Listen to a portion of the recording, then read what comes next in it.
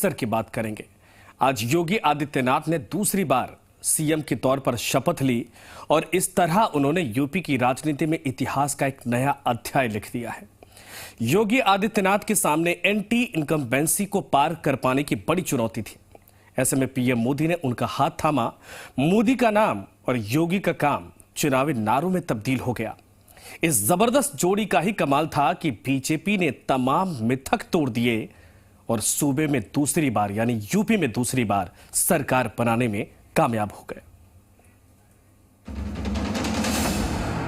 आज पूरे यूपी की जनता कह रही है, यूपी प्लस योगी बहुत है उपयोगी।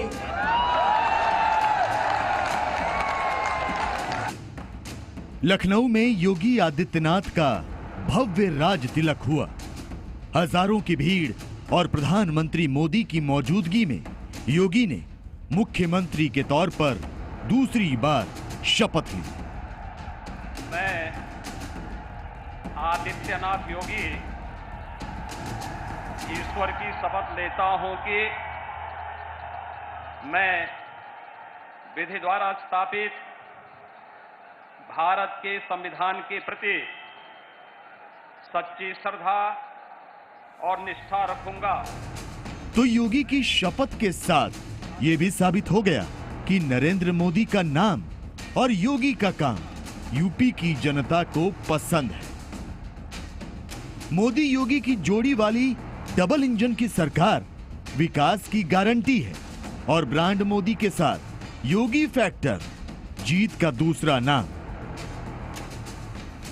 जो हमें भारी जीत देख रहे हैं उसमें कहीं न कहीं प्रधानमंत्री का हाथ है।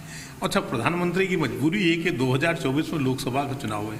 उत्तर प्रदेश में 80 सीटें हैं, उनको 80 सीटें किसी तरह से इसमें मैक्सिमम सीटें लेके आनी है, तभी लोकसभा में बीजेपी आ पाएगी। इसे प्रधानमंत्री ने अपनी पूरी ताकत लगा दी। जहाँ तक मुख्यमंत्री की बात है तो उसके लिए प्रतिष्ठा का प्रश्न था, तो उन्होंने क्या मुद्दा बनाया? कानून व्यवस्था को, उसका फायदा उन्हें मिला। 2017 की विधानसभा चुनाव में बीजेपी ने नरेंद्र मोदी के चेहरे पर 2/3 बहुमत के साथ 15 साल बाद सत्ता में वापसी की थी, जिसके बाद सांसद से योगी आदित्यनाथ को मुख्यमंत्री बनाया गया। लेकिन 5 सालों में योगी ने एक मजबूत नेता और कुशल प्रशासक की ऐसी छवि बनाई कि 2022 के विधानसभा चुनाव में सोच ईमानदार और काम दमदार के बैनर पोस्टर्स में मोदी के साथ योगी का चेहरा भी चस्पा हो गया। मोदी और योगी ने एक साथ मिलकर चुनाव अभियान की शुरुआत की, धुआंधार रैलियां की, एक एजेंडे पर चलते हुए विपक्ष पर वार किए, परिवारवाद, भ्रष्टाचार और कानून व्यवस्था को मुद्दा बनाया। इन घोर परिवारवादियों की सरकार में संगीन अपराधों के आरोपी और माफिया मंत्रिमंडल का हिस्सा थे। विरोधियों पर वार के साथ मोदी योगी की जोड़ी ने विधानसभा चुनाव में खूब मेहनत की। आंकड़े भी इसकी तस्दीक करते हैं। नरेंद्र मोदी ने प्रचार के दौरान यूपी में 16,836 किलोमीटर की यात्रा की थी, जबकि योगी आदित्यनाथ ने प्रचार के लिए यूपी में 18,200 किलोमीटर का सफर तय किया था।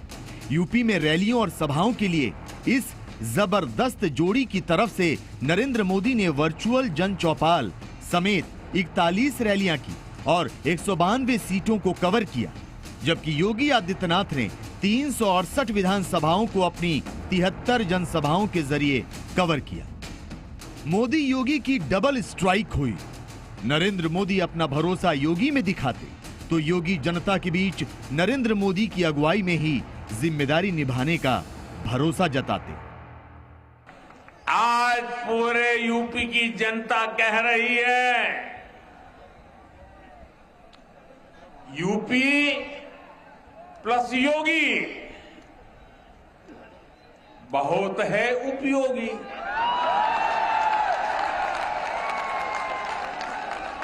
यूपी प्लस योगी बहुत है। मोदी योगी की इस जबरदस्त जोड़ी ने अपने प्रचार के दम पर कीर्तिमान रच दिया। सरकार तो बनाई ही, विपक्षी पार्टियों की सियासी जमीन को हिलाकर रख दिया। अखिलेश जयंत की जोड़ी का हर मुद्दा धरा का धरा रह गया। किसान आंदोलन से लेकर बढ़ती महंगाई के मुद्दे पर समाजवादी पार्टी को वोट तो मिले, लेकिन इतने नहीं कि वो सिंहासन तक पहुंचा पाते। योगी का सुशासन मॉडल, हिंदुत्व का एजेंडा, ओबीसी कार्ड और खुद पीएम मोदी का मोर्चा संभालना बीजेपी के लिए काम कर गया। सोशल इंजीनियरिंग का बहुत ध्यान रखा गया। देखिए, इसमें दलित चेहरे भी हैं, इसमें ओबीसी चेहरे भी हैं, इसमें सवर्णों की सभी जातियों के चेहरे भी हैं, ब्राह्मण हैं, राजपूत हैं, बनिया हैं और कायस्थ भी हैं। बुलडोजर बाबा ने जीत के बाद लखनऊ में होली मनाई थी, तो प्रधानमंत्री नरेंद्र मोदी ने 4 राज्यों में मिली कामयाबी का जश्न। बुलडोजर बाबा ने बतौर मुख्यमंत्री शपथ ली, तो इस ऐतिहासिक लम्हे का साक्षी बनने के लिए नरेंद्र मोदी दिल्ली से लखनऊ पहुंचे। मतलब ये कि मोदी योगी की जबरदस्त जोड़ी 2024 लोकसभा चुनाव के लिए प्रचार मोड में आ चुकी है।